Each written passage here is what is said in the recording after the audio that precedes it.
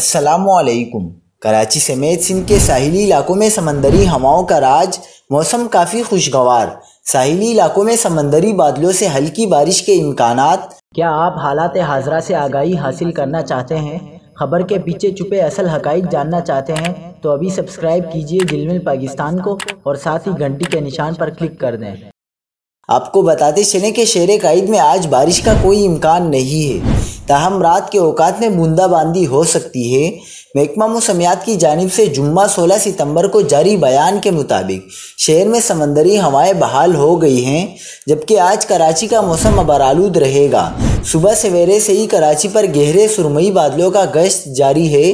बारिश से मुताल्लिक meet office का कहना है कि कराची में बारिश का कोई इम्कान नहीं है, ताहम आज दोपहर और रात में बूंदाबांदी का इम्कान है। दर्जा हरारत की बात की जाए तो शहर कायद का आज ज़्यादा से ज़्यादा दर्जा हरारत 33 डिग्री तक जाने का इम्कान है, जबकि सुबह के औकात में एक कम से कम दर्जा हरारत 27 डिग्री सेंटीग्रेड रिकॉर्ड किया गया।